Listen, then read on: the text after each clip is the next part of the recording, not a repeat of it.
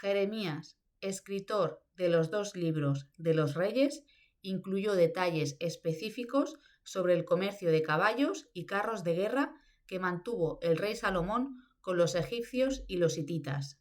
La Biblia explica que un carro de guerra costaba 600 piezas de plata y un caballo 150, es decir, la cuarta parte del precio de un carro.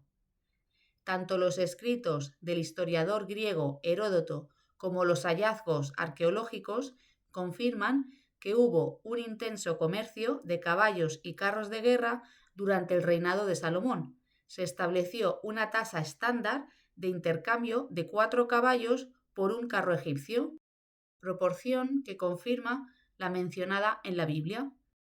Jeremías y Esdras revelan que el faraón Sisac invadió Judá. Durante mucho tiempo solo hubo constancia de aquella invasión en las páginas de la Biblia, pero luego se descubrió un relieve en la pared de un templo egipcio en Karnak, la antigua Tebas, donde se incluyen los nombres de las ciudades israelitas conquistadas por Sisac. En 625 a.C., los ejércitos egipcio y babilonio libraron una batalla decisiva en Carquemis. Nabucodonosor consiguió una victoria aplastante sobre las fuerzas del faraón Neco e invadió Siria y Canaán.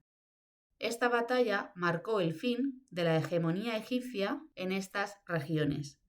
El registro bíblico y las crónicas de Babilonia aluden a la derrota del ejército egipcio.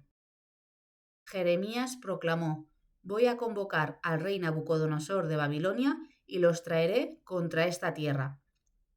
Unos 3 años después de haber dado Jeremías esta profecía, se llevaron al cautiverio en Babilonia a algunos judíos. Jeremías dice que el primer grupo de exiliados judíos se le llevó a Babilonia en el 7º año de Nabucodonosor. La crónica Babilonia en el Museo Británico relata la captura de Jerusalén por Nabucodonosor. Mediante el profeta Isaías, Jehová Dios predijo con más de 100 años de antelación que todos los tesoros de Jerusalén serían llevados a Babilonia. También lo anunció mediante Jeremías.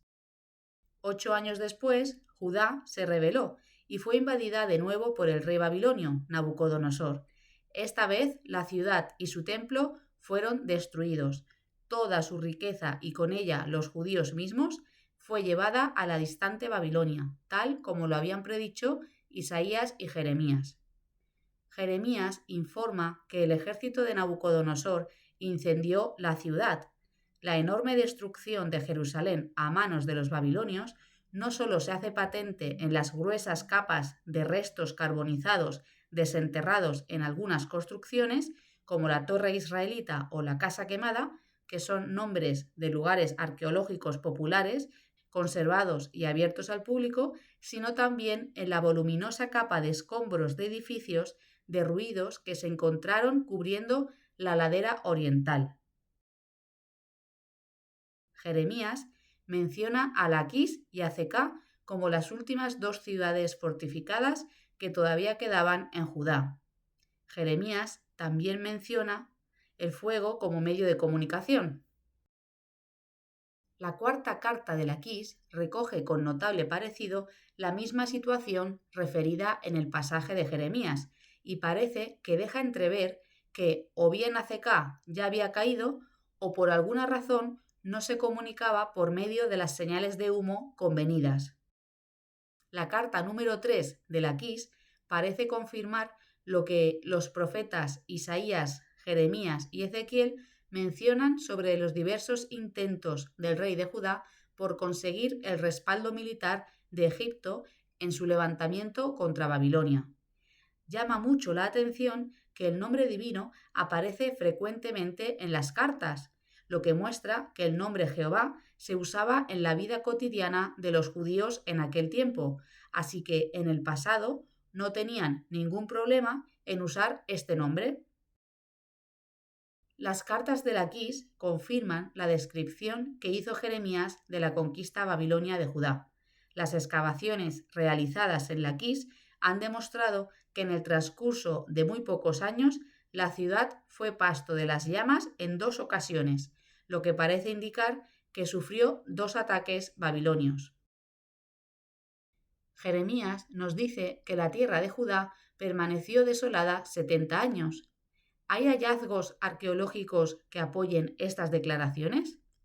Los expertos dicen que hay un absoluto vacío de pruebas que delaten una ocupación del país. En todo ese tiempo, ni una sola ciudad destruida por los babilonios fue repoblada. Algunas no volverían a ser ocupadas nunca de nuevo. No es hasta Ciro el Grande, el sucesor persa de los babilonios, que el registro arqueológico se reanuda en Jerusalén y Judá. Así confirma la arqueología el asombroso cumplimiento de esta profecía. Jeremías también profetizó que la tierra de Edom quedaría deshabitada. ¿Qué nos dice la historia? En el siglo II a.C., Judas Macabeo echó a los edomitas de Palestina, y en 109 a.C., Juan Hircano, caudillo macabeo, extendió el reino de Judá hasta incluir en él la parte occidental de las tierras edomitas. En el siglo I a.C., la expansión romana acabó con los últimos vestigios de la independencia edomita. Después que los romanos destruyeron Jerusalén en 70 después de Cristo, el nombre de Edom desapareció de la historia. Así que de ninguna manera se puede arguir que la profecía haya sido escrita después que ocurrieron los acontecimientos. Ahora vamos a ver personajes mencionados por Jeremías que están confirmados por la arqueología. El profeta Isaías condenó rotundamente el que Ezequías mostrara los tesoros reales y su arsenal a los mensajeros del rey Merodach-Baladán. La existencia de este personaje también está demostrada. Su nombre aparece en las inscripciones cuneiformes asirias y babilonias como Marduk, Apal y Dina. En la ciudad de Susa se ha encontrado un jarrón con la inscripción Palacio de Amil Marduk, Evil Merodach, rey de Babilonia, hijo de Nabucodonosor, rey de Babilonia. Una tablilla desenterrada cerca del actual Bagdad contiene el nombre de Nebo Sarsekim, uno de los generales de Nabucodonosor que participó en la destrucción de Jerusalén. En excavaciones realizadas en Jerusalén se descubrieron impresiones de sellos de arcilla con inscripciones que mencionan a Jeucal, Safán, Azalías, Gemarías, Gedalías, Ahikam, Baruch, Seraya, Jerameel y Jucal. Después, en la carta número 3 de Laquís, mencionada antes, encontramos los nombres de Elnatán y Osaya. Otros nombres que figuran en esta colección de cartas son Nerías y Jaazanías. Cierto es que no se puede afirmar que estos nombres correspondan a las mismas personas, pero si se tiene en cuenta que Jeremías vivió ese agitado periodo, la coincidencia es en sí misma notable.